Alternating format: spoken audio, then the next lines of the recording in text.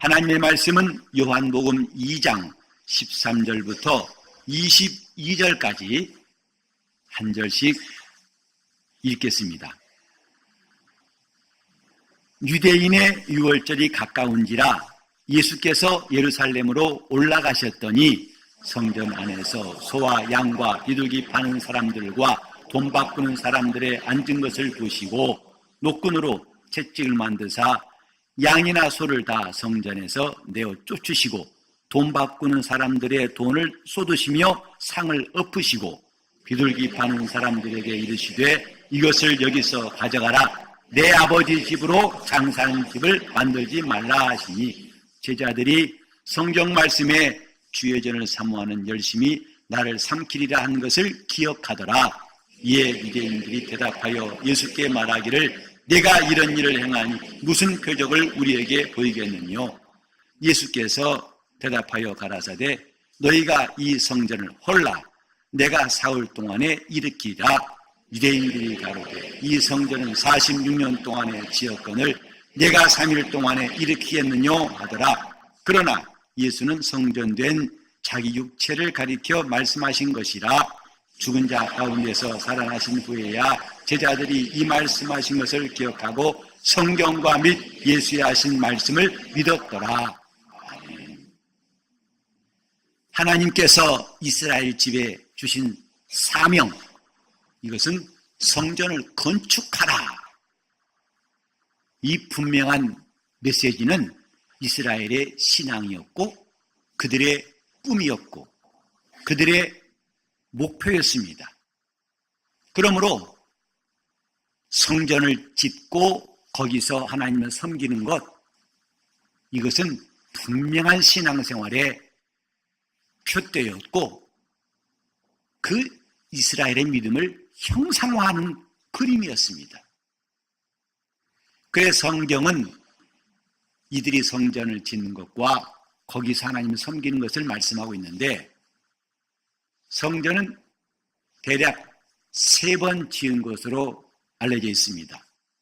곧 3차에 걸쳐서 성전을 짓는 것이 구약의 역사고 또 주님 오실 때까지의 신구약 중간사 역사를 포함해서 3번이 나와 있습니다. 첫 번째 성전은 우리가 익히 아는 대로 솔로몬이 하나님의 허락하심 받아가지고 예루살렘에 지은 성전입니다. 이 성전을 지을 때에 솔로몬은 참으로 감격스러웠습니다. 아버지가 그렇게 원했던 바를 허락지 아니하시고 자기에게 이런 기회를 주신 것을 감사해서 감사한 마음이 가득해서 그가 힘써서 지은 성전이 첫 번째 성전입니다. 이 성전은 나중에 유다가 바빌론에게 멸망할 때에 처참하게 무너지고 말았습니다. 다 깨져버린 성전, 이스라엘에게 큰 낙심과 혼란과 방황이 상징적으로 드러난 것이라 할 수 있습니다. 하지만 하나님께서는 에레미야를 통해 말씀하신 대로 70년 후에 바벨론에서 돌아온 사람들에 의해서 두 번째 성전을 지으라고 하셨습니다. 우리 지난번에 함께 읽은 것처럼 학개 선지자와 스가랴 선지자를 통해 가지고 성전을 건축하라. 이렇게 두 번째 지은 성전을 일명 스룹바벨의 성전이라고 합니다. 이 스룹바벨은 마태복음 1장에 아브라함과 다윗의 자손 예수의 세계에도 나오는 인물이에요.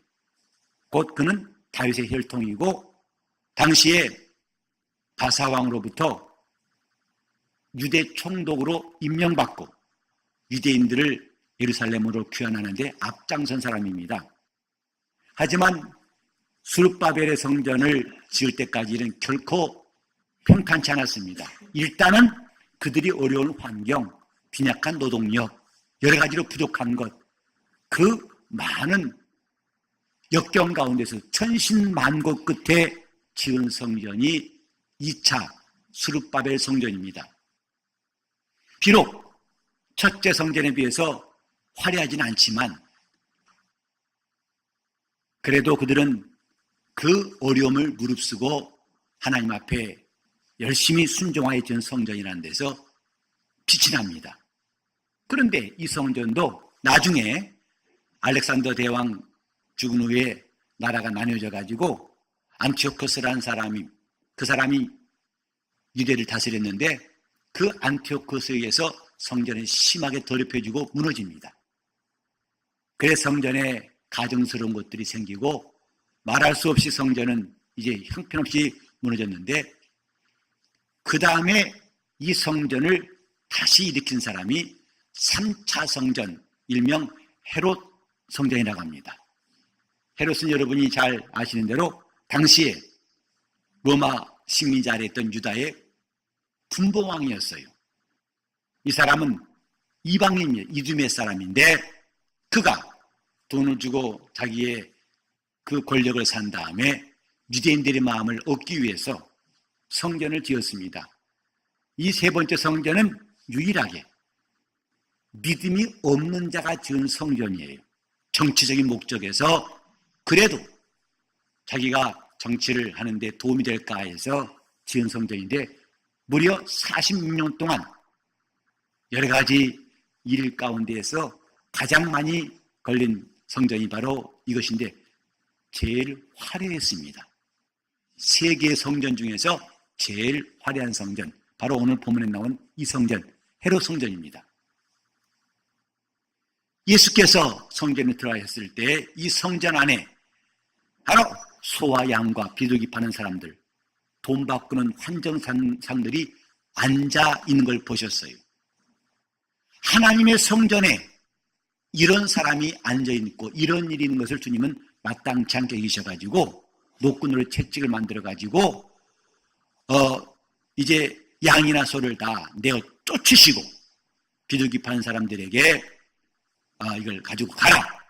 환전사람들의 상을 엎으시면서 내 아버지 집으로 장사하는 곳을 만들지 말라고 하셨습니다.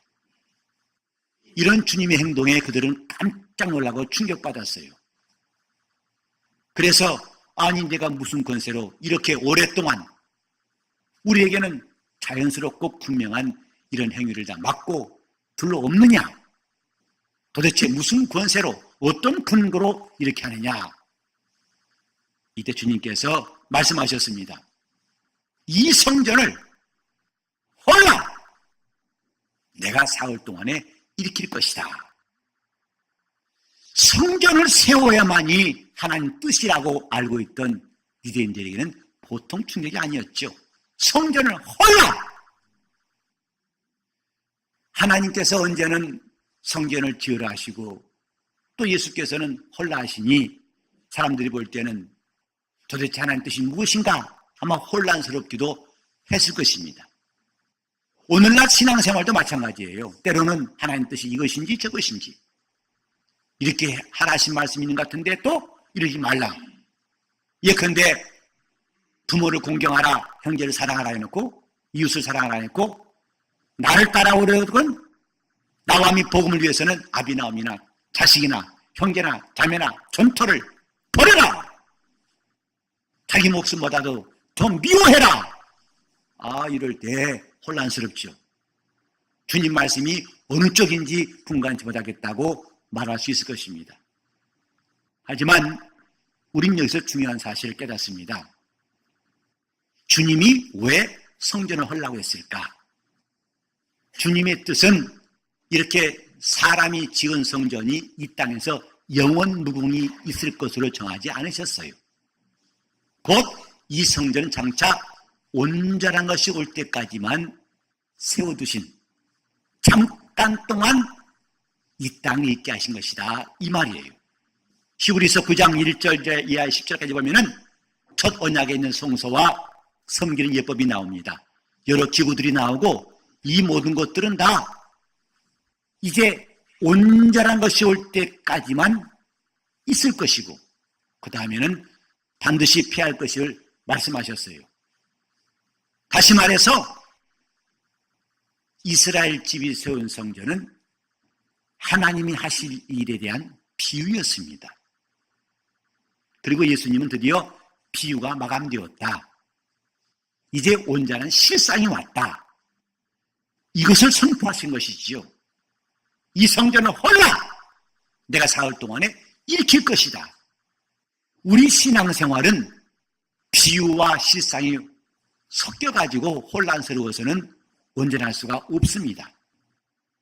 비유에서 나와가지고 실상을 붙잡아야 됩니다. 그래야 신앙생활을 제대로 할 수 있어요. 오늘날 이 교회도 사람들은 이 교회당이 건물이 교회라고 하는 사람 많습니다. 심지어 이 건물을 성전 그럽니다. 하지만 그건 정확한 게 아닙니다. 너희가 하나님의 성전인 것과 하나님의 성령이 너희 안에 거하신 것을 알지 못하느냐고 성경에 말씀했어요. 그래서 마치 이런 교회당을 짓는 것이 성전 짓는 것이고 그것이 하나님 뜻이라고만 생각해서는 대단히 성경을 한쪽만 본 것입니다. 구약 때 지은 성전은 비유입니다. 비유는 언젠가는 사라져야 할 것들이에요. 그래서 성경에 율법을 폐했다는 말씀을 사람들이 오해해가지고 율법의 모든 걸 다 폐했다. 곧 지금은 복음 시대다. 이렇게 말하는 분도 있는데 그건 또 치우친 겁니다. 율법주의도 치우친 것이고 복음주의도 치우친 거예요. 우리는 율법주의도 아니고 복음주의도 아닙니다. 신앙은 율법과 복음이 다 필요하고 조화가 돼야 됩니다.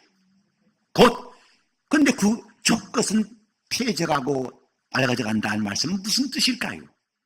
그건 첫 언약에 있던 비유로 된 것들이 이젠 폐했다 이 말입니다. 곧 손으로 지은 성전이 폐한 것이고 왜? 온전한 성전이 오셨기 때문에. 또 사람이 세운 제사장도 폐한 것이고 왜? 온전하신 제사장이 오셨기 때문에.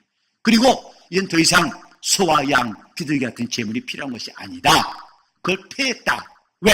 우리 주 예수께서 온전한 제물로 단번에 자기를 하나님께 드림으로 영원한 속죄를 드렸기 때문에. 근데 아직까지도 제단을 찾고 있고 아직까지도 제물을 찾고 있다면 이 사람은 혼란스러운 사람이에요. 비유는 사라지고 실상은 붙잡아야 온전한 믿음을 가질 수가 있습니다. 이 강단, 거룩한 강단이라 해서 물론 그 말도 얼마간 일리는 있습니다만은 너무 거룩해가지고 이 강단에 올라올 때 절하면서 올라온 사람이 있어요. 그리고 이 강단이 신성해서 아니요, 이건 말씀 잘하는 곳입니다. 우리 교회에서 이렇게 하는 것은 청소할 때 좀 불편하다고 한 것이지 여기는 거룩하지 않고 여기는 거룩하다 그런 말은 결코 아닙니다.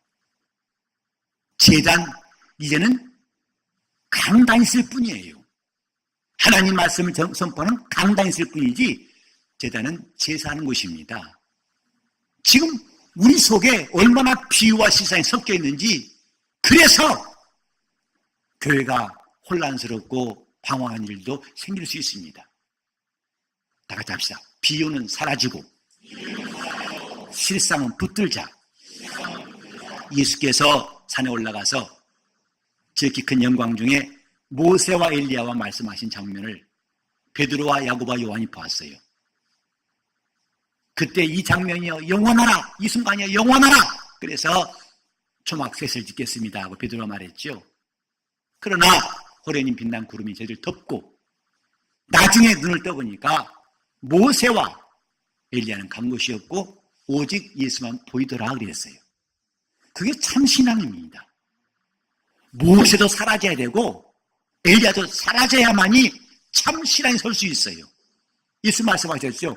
세술은 새 부대, 헌 부대에는 세술을 담을 수 없느니라. 그래서 주님은 각각 가장 그 당시에 훌륭한 신앙인이었던 니고데모에게 물과 성령으로 거듭나야 할 것이다 이렇게 말씀했어요. 아직도 끌고 들어온 비유를 끊지 못하고 우리가 신앙생활을 한다면 밤중에 주님 앞에 온 니고데모와 다를 바가 없어요. 비유는 사라지고 실상은 굳게 붙들어야 됩니다. 그래서 성령과 진리를 예배하는 것은 실상이지 비유가 아닙니다. 이 성전은 홀라 곧 사람의 손으로 지은 것은 반드시 헐리고 오래갈 수 없다는 것을 우리에게 말씀하는 거예요. 그래서 주님이 사흘 동안에 일으키라 하신 말씀 곧 사람이 세운 것은 장차 하나님이 세우실 것에 대한 비유입니다. 그래서 우리 신앙은 비유와 신앙을 구별할 줄 아는 분별력이 필요해요. 하나님 말씀에서 그 감췄던 말씀이 이제는 만세와 만대로부터 감췄던 그 말씀이 우리에게 나타났고, 하나님이 이 비밀을 많은 이방인들에게 알게 원하신다. 골로새 1장 26절 이하의 바울이 말씀했어요. 이 비밀은 곧 예수 그리스도라, 이렇게 말했습니다. 우리는 지금 비유 속에 있지 아니하고 내가 실상 가운데 있다는 것을 항상 실감하고 주님을 섬기는 데 열심을 내야 됩니다. 구약 때의 성도들은 손으로 지은 성전에서 하나님을 섬겼어요. 그러나 신약의 성도들은 영원하신 성전이신 예수 안에 들어와서 하나님을 섬기는 겁니다. 성소가 바뀌었을 뿐이지 하나님을 섬기는 것은 똑같아요. 성전의 그 비유로 된 성전과 온전한 성전, 그 본질은 똑같지만은 모양이 바뀌었을 뿐이에요. 이걸 혼동해서 율법은 피했다고 너무 치우치는 것도 맞지 않습니다. 예수께서 이 성전은 홀라! 더 이상 비유에 머물지 말고 하나님의 말씀 진리 안에 들어오라 한 말씀으로 들어야 됩니다. 우린 여기서 하나님이 세우신 것만 영원하다는 사실도 깨달을 수 있어요. 시편 127편 1절에 이런 말씀이 있습니다. 여호와께서 세우시지 아니하시면 집 짓는 자의 수고가 헛되다. 이 땅에 사람이 세운 그 많은 것들이 물론 수백 년 동안 지난 다음에 남아있는 것이 있습니다만 한순간에 그것들은 다 체질이 녹아질 때 사라질 것입니다. 우리가 아는 것은 하나님이 세우신 것만 영원한 것이다 하는 것입니다. 그 성경에도 내 스스로를 낮추라. 하나님 널 높이실 것이다. 그게 영원한 거예요. 스스로 높아진 사람은 오히려 하나님께로부터 하나님이 실망하시고 그를 원수처럼 대하신다고 성경에 말씀했어요. 교만한 자는 그가 대적하시고 겸손한 자는 높이신다고, 은혜 베푸신다고 성경에 말씀했어요. 하나님이 세우시는 것, 내가 사흘 동안에 일으킬 것이다. 사람들은 이 성전을 짓는 문제가 그렇게 중요한 줄 알고 부지런히 허물면 또 세우고 허물면 또 세우고, 심지어 이방인도 따라서 성전을 세웠지만은 이제는 이걸 홀라. 내가 세울 때가 왔다. 내가 세우리라. 과연 신앙생활은 그분이 세우신 것이 되어야 됩니다.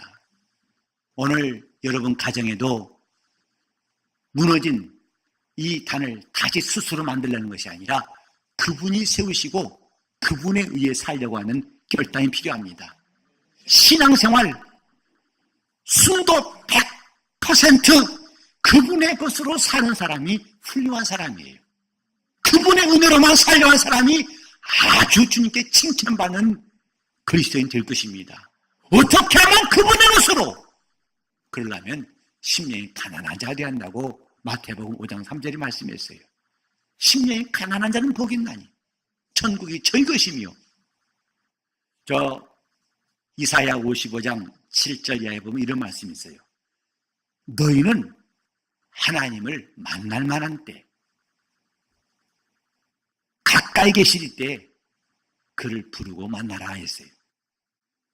하나님을 가까이 하라. 언제? 그분이 멀리 떠나버린 다음에 하지 말고 가까이 계실 때 그를 부르라. 또 만날 만한 때 그를 찾으라.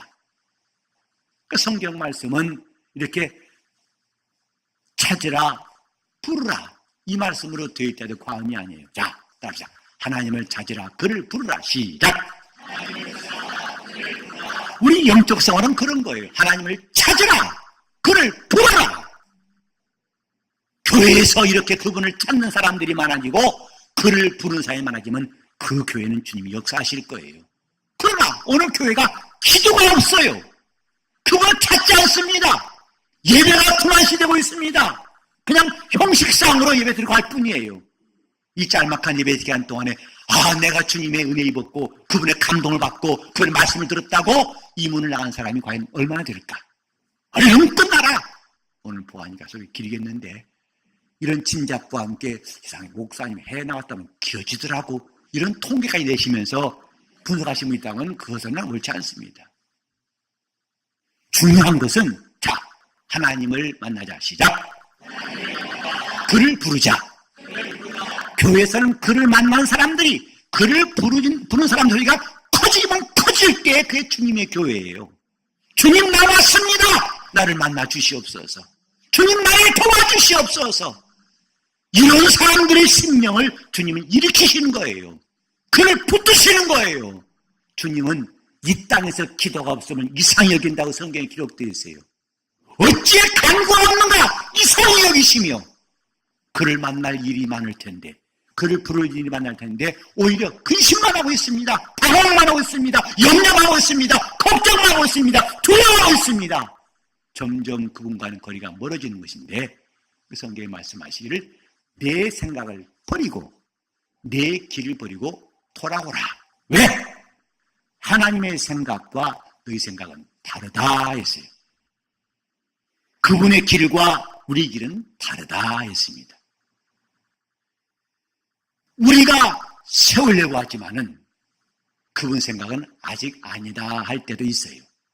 다윗이 세우려고 그랬죠. 내가 성전을 짓겠습니다. 이제 이렇게 큰 나라를 주시고 예루살렘에 정착했으니까 하겠습니다. 근데 하나님의 말씀은 아니다 그랬어요. 네 아들에게 맡길 것이다 그랬어요. 아까도 말씀드렸지만은 성경 어디 보면 하라, 어디 보면 하지 말아라, 어디 보면 가라, 가지 말아라. 주여 도대체 뭡니까? 가는 겁니까? 안 가는 겁니까? 이렇게 혹시 우리 마음에 혼란이 올 때 있을 것입니다. 하지만 우리는 분명히 할 것은 가라 가는 것도 주의 뜻이 아니고 그냥 있으라 그것보다 더 중요한 것은 그분이 가라면 가는 것이고 그분이 멈추라면 멈추는 것. 이게 제일 좋은 길이에요. 이스라엘이 40년 광야 지날 때에 그들은 광야가 뜨겁고 괴로웠지만 구름 구덩이 머물면 서 있었어요. 그들은 시간을 기다리지 않았어요. 다만 구름 기둥이 서 있으면 그들은 머무는 것을 또 불기둥이 움직이면 그들은 또 움직였어요. 이것이 40년 동안 그들이 배운 신앙이에요. 우리는 그분이 하라면 하고 말하면 말고 그것이 제일 좋은 길임을 알아야 됩니다. 이게 신앙이에요. 주님, 나 뭐 하랬다 그만두세요. 하나님 편도적이시네. 참 말도 안 돼. 그럼 네가 그분보다 큰 사람이냐? 주님이 우리에게 하신 말씀은 우리 인간이 볼 때는 그것이 이해가 안 돼도 그분에게는 도무지 모순이 없어요. 유대인들도 그런 생각 때문에 예수를 못 만난 거 아십니까? 그들은 예수가 오셨을 때 그분 행하신 일 보고 깜짝 놀랐어요. 그래서 오병이어이죠 행하신 보고 이야 이분이다. 그래서 예수를 이스라엘 왕 삼으려고 하니까 주님은 그 일을 떠나셨다고 그랬어요. 왜냐하면 그들이 기다린 메시아는 대단하고 힘있고 웅장하고 정말 거칠 것이 없어서 지금까지 원수 같던 로마를 다 부셔버리고 그들이 승리하는 나라, 그런 강력한 메시아를 원했었는데 그 능력 많으신 이가 귀신도 쫓고 죽은 자 살리고 놀라운 이적을 베푸신 이가 풍랑을 잠잠케 하신 이가 십자가에 죽으신다고요. 그걸 이해할 수가 없어요. 그래서 말도 안 돼. 저러면 메시아가 아니야. 전 틀렸어. 그러나 바울은 담대히 말합니다. 바로 유대인들은 십자가를 부끄러워하고 헬라인들은 그것을 어리석게 여기지만 바로 십자가의 도는 하나님의 뜻, 우리의 구원이고 우리의 믿음이다. 예수가 죽는 것이 그렇게 마음에 걸리고, 아니 우리 구주라면, 메시아라면 저런 모습은, 초라한 모습은, 십자가에 달려 죽는 모습은 상상할 수 없는 것인데 왜 그런가? 저도 처음에 예수 믿을 때에 사복음서 읽는데 예수의 죽음에 대한 말씀이 꼬박꼬박 다 나와요. 어떤 사건은 이 복음서에 있지만 저기는 없는데, 이 사건, 고난당하시고 죽으신 건 4번 나오더라고요. 그래서 저도 마음에 걸렸어요. 왜 이런 말씀들을 정 필요하다면 한 번만 쓰시지, 마태나 쓰고 나머지 가만히 있지. 요한까지도 똑같이 이 말씀을 기록했을까? 마음에 걸렸던 게 사실이었어요. 하지만 우리는 그것이 하나님의 계획이라는 것을 알게 되었습니다.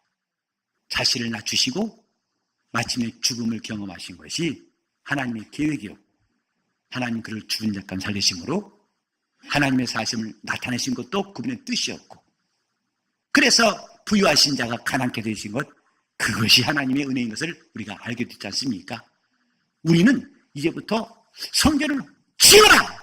성전을 헐라! 이런 말씀 앞에 결코 당황하거나 방황치 말고, 그분이 하라 하시는 것을 하고 또 하지 말라 하시면 하는, 그대로 함으로써 참 신앙이 되시기를 예수 이름으로 축원합니다. 그것처럼 좋은 길이 없어요. 주님이 하라 하시면 하는 겁니다. 근데 그분이 그만두라? 예, 그만두는 겁니다. 제일 좋은 길이에요. 가장 안전한 길이에요. 그래서는 자기를 죽음에서 능히 구원하실 이에게 기도하셨고, 하나님은 그를 죽은 자 가운데서 사흘 만에 살리셨다고 말씀했지 않습니까?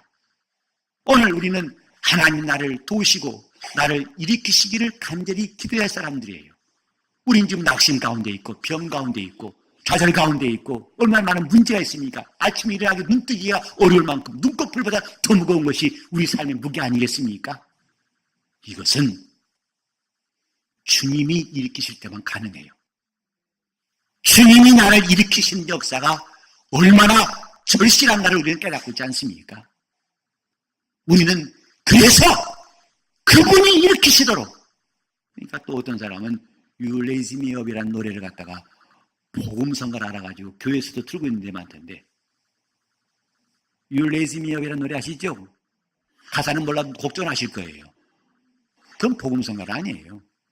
근데 가사가 보면 거의 흡사해요. 그래서 주님만 너무 딱 맞을 것 같아요. 그러니까 그 노래를 지은 사람도 그 노래 내용도 신앙이 아닙니다. 너 힘들어? 내가 도와줄게. 이것은 마음씨 좋은 사람들, 이 땅의 선한 도덕과 윤리도 할 수 있는 이야기예요. 그러나 우리가 그분이 우리를 일으키신다는 말은 그렇게 뭔가 힘들 때 나를 도와주는 어떤 좋은 사람, 그 정도가 아니라 하나님의 도우심이 필요하다 이 말이에요. 그분이 세우신 게 필요하다 이 말이에요. 사흘 동안에 일으키리라!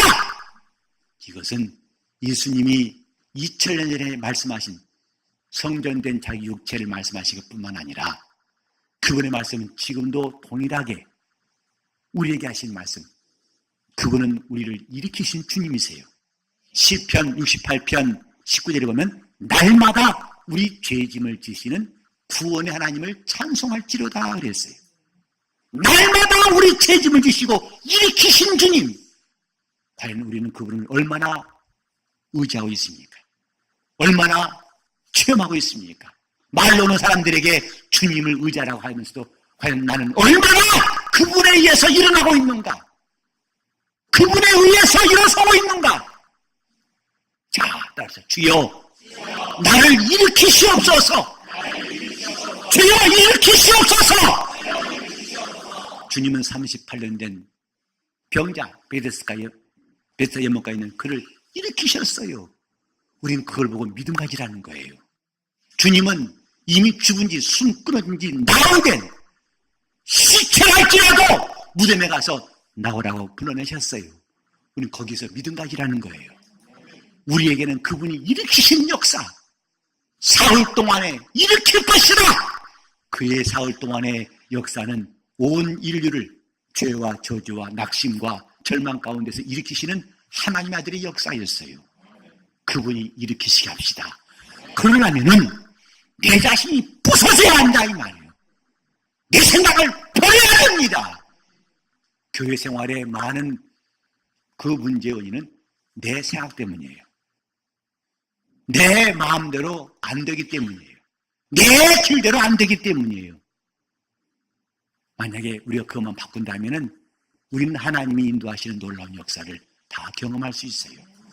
교회는 어떤 사람의 생각을 주장하는 게 아닙니다. 목사의 생각을 주장하는 게 아닙니다. 목사의 뜻대로 하는 것도 교회가 아닙니다. 하나님께서 우리에게 열어놓으신 길, 우리에게 주신 그분의 생각이 주장하는 것이 교회예요. 원래 우리 인간 생각은 그 끝이 뭐냐? 인간의 생각의 끝은 결국은 사망이에요.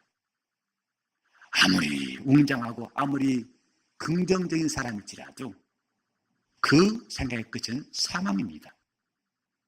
그래서 에레미야 29장 11절에 이런 말씀이 있죠. 너희를 향한 나의 생각은 내가 하나니 재앙이 아니라 평안이라. 인간의 생각의 끝은 결국은 재앙입니다. 죽는 겁니다. 끝나는 거예요. 그러나 그분의 생각은 달라요. 평안이라. 장래에 소망을 주려 하는 생각이었느니라. 신명기 8장 보면은 바로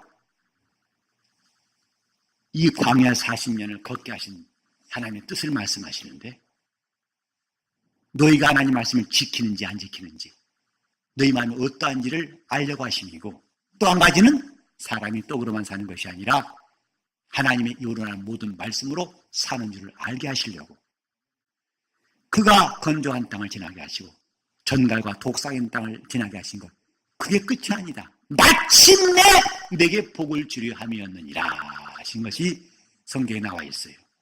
마침내! 이게 주님의 생각이에요. 마침내 복을 주려 함이었느니라. 요한계시록을 흔히들 심판의 책이라 해서 무서워합니다.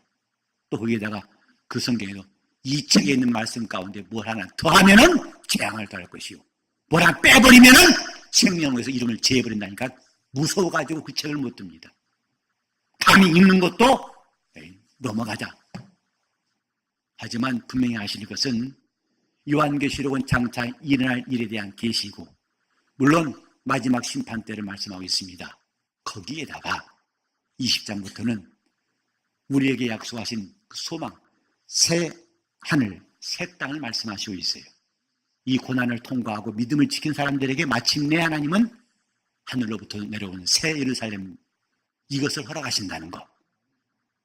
우리 생각은 늘 어둡습니다. 안 된다는 것밖에 없습니다.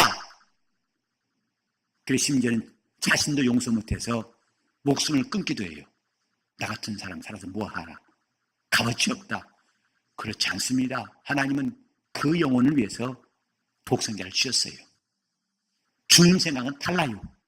네가 비록 십자의 강도 마냥 가망 없는 사람일지라도 하나님의 생각은 너를 살리라는 것이다. 그래서 아버지 재산을 다 날려버린 탕자라 할지라도 그를 저주하고 꾸짖고 내쫓아버리는 것이 아니라 그를 영접하고 목욕을 시키고 고운 배옷을 입히고 금가락지를 끼우고 자, 살찐 소를 잡아라. 기왕이면 가장 튼튼한 소를 잡아라. 잔치하자. 이것이 하나님의 생각이다 이 말이죠. 우리가 영적 생활을 뭔가 방해받고 제한받는 것은 그분에 대한 오해 때문입니다.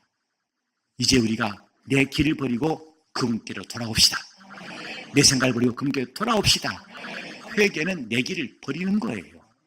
내 생각을 부셔버리는 게 회개예요. 주여 잘못했습니다가 아니라 생각을 버리고 길을 버리는 게 회개입니다. 그래야만 그분은 우리를 다 일으켜 주실 것입니다.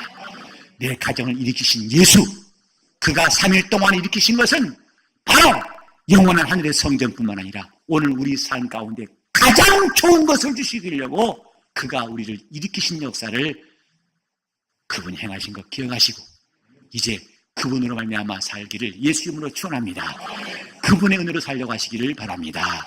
다 같이 우리는 주여, 주여, 나와 내 가정을 일으키시옵소서. 꿈쩍도 않을 것 같은 그 문제 주님이 일으키시면 다 그분이 역사하시는 거예요. 다시 한번 주여, 나와 내 집을 일으키시옵소서. 우리 전심 다 같이 함시면서 기도하시겠습니다. 하나님 아버지, 우리가 주님의 생각과 주님의 길로 가겠사오니 우리를 일으켜 세워 주시옵소서. 마음과 뜻을 다하여 주님을 섬기고 섬기겠사오니 우리를 인도하시고 주의 것으로 살게 도와 주시옵소서. 예수 이름 받들어 기도 올리옵나이다.